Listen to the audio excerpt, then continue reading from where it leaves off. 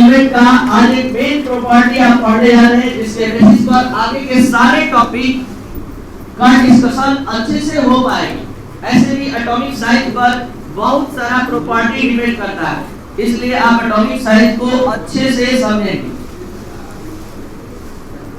Atomic size का variation first transition series में हम लोग स्टडी करेंगे, पूरे डी ब्लॉक में स्टडी करेंगे। तो यहाँ पर एटॉमिक साइज का स्टडी करने से पहले आपको दो चीज बतला दें कि एटॉमिक साइज को दो फैक्टर प्रभावित करता है। पहला फैक्टर है न्यूक्लियर चार्ज और दूसरा है स्क्रीनिंग इफेक्ट। न्यूक्लियर चार्ज क्या करता है, जब ये ज्यादा इफेक्टिव होता है न्यूक्लियर चार्ज, एटम के साइज को घटाता है, क्योंकि जैसे जैसे न्यूक्लियर चार्ज इफेक्टिव होगा ये आउटर ऑर्बिट के इलेक्ट्रॉन को अपनी ओर खींचता है और एटम का साइज सिकुड़कर छोटा होता जाता है। तो यहाँ पर एटॉमिक साइज का संबंध दो फैक्टर से है, एक न्यूक्लियर चार्ज और दूसरा स्क्रीनिंग इफेक्ट। तो न्यूक्लियर चार्ज का संबंध एटॉमिक नंबर होता है, जैसे जैसे एटॉमिक नंबर बढ़ता है वैसे वैसे न्यूक्लियर चार्ज इफेक्टिव होता जाता है। हमको आज पहले आप लोग को स्क्रीनिंग इफेक्ट समझा देना है, तब हम इस टॉपिक को अच्छे से आपके सामने हम डिस्कस कर पाएंगे, क्योंकि स्क्रीनिंग इफेक्ट 11th क्लास में पढ़ाए थे और सभी स्टूडेंट उतना अच्छा से मतलब प्रेजेंट नहीं थे। यहाँ पर जरूरत है स्क्रीनिंग इफेक्ट का, तो पहले स्क्रीनिंग इफेक्ट समझ लीजिए, तब हम इस टॉपिक को स्टार्ट कर रहे हैं। तो इसमें तीन कॉन्सेप्ट आपको मिलेगा। देखिए स्क्रीनिंग इफेक्ट क्या होता है। अगर हम फर्स्ट ट्रांजिशन सीरीज के 10 एलिमेंट के कॉन्फ़िगरेशन पर ध्यान दें, तो यहाँ पर स्कैंडियम, सपोज दैट हम स्कैंडियम का बात कर रहे हैं, केवल स्कैंडियम, तो केवल स्कैंडियम के कॉन्फ़िगरेशन का बात कर रहे हैं। तो यहाँ पर बताइए हम कैसे फिल करेंगे। पहले 1s2, फिर 2s2, 2p6, फिर 3s2, 3p6, 4s2, 3d1। तो इसके अकॉर्डिंग इसमें 2 इलेक्ट्रॉन है, इसके अकॉर्डिंग 8 इलेक्ट्रॉन है, 2 और 6 टोटल इलेक्ट्रॉन 8, टोटल इलेक्ट्रॉन 8 है, और इसमें इलेक्ट्रॉन कितना है 9। तो ये 9 इलेक्ट्रॉन स्कैंडियम में प्रेजेंट है, ठीक है। तो 9 इलेक्ट्रॉन स्कैंडियम, और ये लास्ट ऑर्बिट में 2 इलेक्ट्रॉन। आप पढ़ने जा रहे हैं कि स्क्रीनिंग इफेक्ट क्या होता है। जब हम स्कैंडियम से धीरे धीरे जिंक की ओर आगे बढ़ेंगे, अब आप ही बताइए, जब स्कैंडियम से जिंक की ओर आगे बढ़ेंगे तो इलेक्ट्रॉन कौन से सब सेल में जा रहा है, 3d1, 3d2, 3d3, 3d4 होते हुए तो चल रहे हैं। स्कैंडियम से टाइटेनियम 3d2 हो गया, मतलब डी वाले में 2 इलेक्ट्रॉन, 1 इलेक्ट्रॉन और बढ़ गया। वेनेडियम 1 इलेक्ट्रॉन और बढ़ गया। क्रोमियम 2 इलेक्ट्रॉन बढ़ गया। फिर उसके बाद manganese 2 electron, iron 1 electron, cobalt, nickel, copper. तो ये टोटल इलेक्ट्रॉन 1 2 3 4 5 6 7 8 9 और एक पहले से पूरा 18 इलेक्ट्रॉन लास्ट तक आ जाएगा। तो हम आपको क्या बताना चाहते हैं कि देखिए, जब हम फर्स्ट ट्रांजिशन सीरीज के सारे एलिमेंट के कॉन्फ़िगरेशन का अध्ययन करते हैं तो क्या पता चलता है कि जब आउटर ऑर्बिट से एक अंदर के ऑर्बिट में, आउटर ऑर्बिट से एक अंदर के ऑर्बिट को हम लोग इंग्लिश में पेनल्टीमेट ऑर्बिट बोलते हैं। तो आउटर ऑर्बिट से एक अंदर के ऑर्बिट में इलेक्ट्रॉन की संख्या अधिक होती है, तो इलेक्ट्रॉन का एक स्क्रीन तैयार हो जाता है, और ये इलेक्ट्रॉन का स्क्रीन निगेटिवली चार्ज होता है, क्योंकि आप लोगों को पता है कि इलेक्ट्रॉन पर निगेटिव चार्ज होता है, और इस आउटर ऑर्बिट के इलेक्ट्रॉन पर भी निगेटिव चार्ज होता है। तो होता क्या है कि जब ये जबरदस्त स्क्रीन तैयार होता है, यानी इलेक्ट्रॉन की संख्या जब ज्यादा हो जाती है, तो ये आउटर ऑर्बिट के इलेक्ट्रॉन को रिपेल करने लगता है, प्रतिकर्षित करने लगता है। तो जरा सोचिए, जब ये जबरदस्त स्क्रीन तैयार हो जाए और आउटर ऑर्बिटल इलेक्ट्रॉन पर रिपल्सन उत्पन्न करे, दूर ढकेले, तो ये न्यूक्लियस और उतनी कैपेसिटी से इस इलेक्ट्रॉन को अट्रैक्ट नहीं करेगा। तो इस केस में एटम का साइज फैलकर बड़ा, ये न्यूक्लियस ही है जो आउटर ऑर्बिट के इलेक्ट्रॉन को अट्रैक्ट करता है और एटम का साइज कंट्रोल में रहता है, घटते जाता है। और अब ये जब इसको रिपेल करेगा, ये स्क्रीन इलेक्ट्रॉन का स्क्रीन, तो इस न्यूक्लियस और इस आउटर ऑर्बिट के इलेक्ट्रॉन के बीच का डिस्टेंस बढ़ जाएगा। ये डिस्टेंस बढ़ने से ये न्यूक्लियस अब उतना तेजी से उस इलेक्ट्रॉन को अट्रैक्ट नहीं करेगा। तो होता क्या है कि जैसे ही एटॉमिक नंबर 26 से आगे बढ़ते हैं, इलेक्ट्रॉन का ये स्क्रीन एक्टिव मोड में आ जाता है, यानी ज्यादा मैग्नीट्यूड वाला हो जाता है स्क्रीन इफेक्ट, और ये आउटर ऑर्बिट इलेक्ट्रॉन पर रिपल्सन धीरे धीरे बढ़ाने लगता है। लेकिन लास्ट तक जैसे ही जाता है तो ये एटम के साइज को बढ़ा देता है, कारण ज्यादा इफेक्टिव हो जाता है न्यूक्लियर चार्ज। तो जब कभी ऐसा होता है, what is screen effect? Screen effect क्या है? तो जब किसी आउटर ऑर्बिट से एक अंदर के ऑर्बिट में इलेक्ट्रॉन की संख्या अधिक हो जाती है, तो ये आउटर ऑर्बिट के इलेक्ट्रॉन पर रिपल्सन उत्पन्न करता है, जिसके फलस्वरूप न्यूक्लियर चार्ज का जो फोर्स ऑफ अट्रैक्शन होता है आउटर ऑर्बिट के इलेक्ट्रॉन पर, वो कम हो जाता है। तो आउटर ऑर्बिट के इलेक्ट्रॉन को कम फोर्स ऑफ अट्रैक्शन से जब अट्रैक्ट करता है, तो इसी को कहते हैं स्क्रीनिंग इफेक्ट। तो ये आखिर कम क्यों फोर्स ऑफ अट्रैक्शन से अट्रैक्ट कर रहा है? क्योंकि ये इसको रिपेल करके एटम के साइज को क्या किया है? बढ़ा दिया।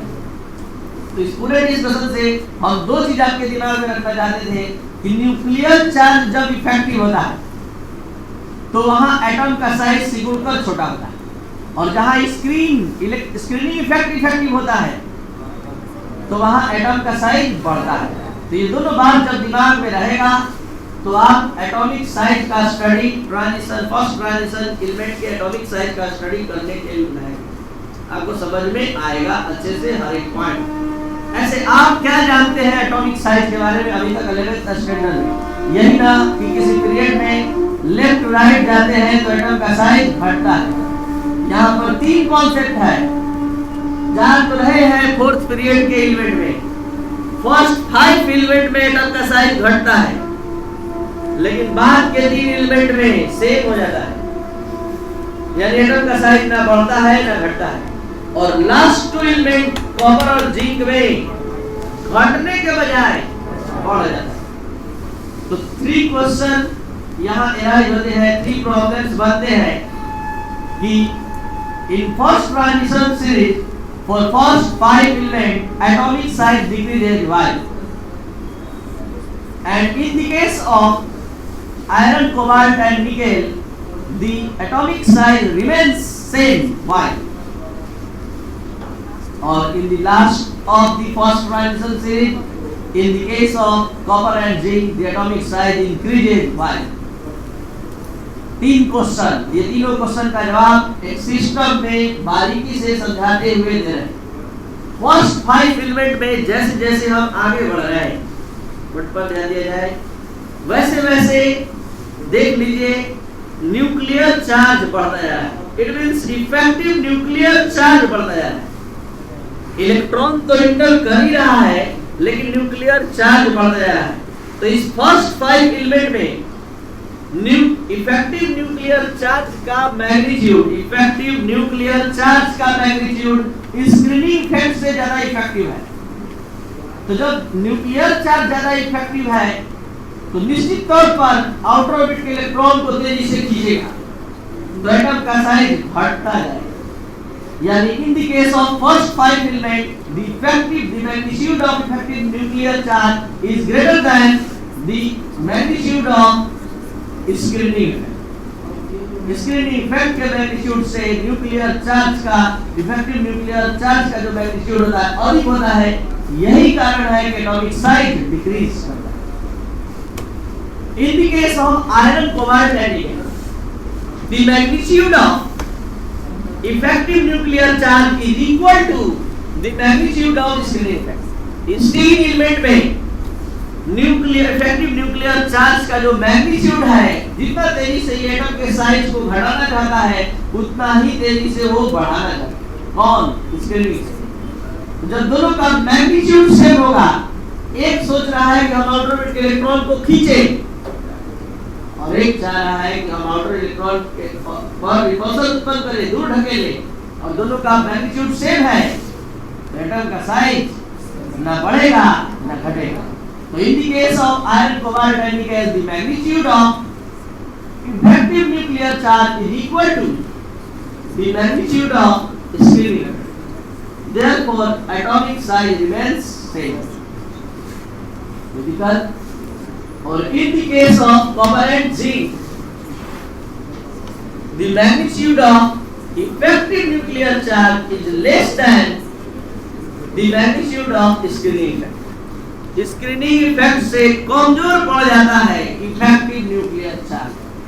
तो screening effect अपना इफेक्ट दिखाता है, आउटर ऑर्बिट के इलेक्ट्रॉन पर रिपल्सन करता है और एटम का साइज बढ़ जाता है।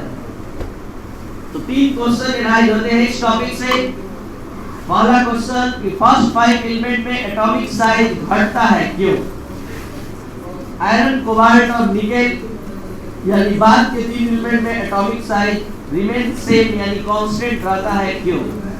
और लास्ट के 2 एलिमेंट में एटॉमिक साइज बढ़ जाता है क्यों? ठीक है, तो तीनों का 3 लाइन में आप जवाब रखेंगे अपने माइंड में। फर्स्ट 5 एलिमेंट में इफेक्टिव न्यूक्लियर चार्ज ज्यादा इफेक्टिव होता है, बाद के 3 एलिमेंट में दोनों का मैग्नीट्यूड सेम होता है, एकदम शॉर्टकट में आपके माइंड में एकदम सेट कर रहे हैं, और लास्ट के 2 एलिमेंट में स्क्रीनिंग इफेक्ट ज्यादा इफेक्टिव होता है। और इसका रिजल्ट सुना रहे हैं। यही कारण है कि पीरियोडिक टेबल में इस 3 ग्रुप को एक साथ रखा जाता है। इस 3 ग्रुप को अभी भी देखिएगा रोमन अंक में 8th ग्रुप में रखा गया है। रोमन अंक में 8th ग्रुप में मेंडल के पीरियोडिक टेबल में एक ग्रुप में रखा गया है। कारण है इस 3 ग्रुप के एलिमेंट का साइज सेम होता है। यही कारण है कि अधिकतर एलॉयस समझते हैं लोग, मिश्र धातु मिक्सिंग जहां मेटल का मेटल में होता है, तो यही 3 ग्रुप का एलिमेंट ज्यादा पार्टिसिपेट करता है।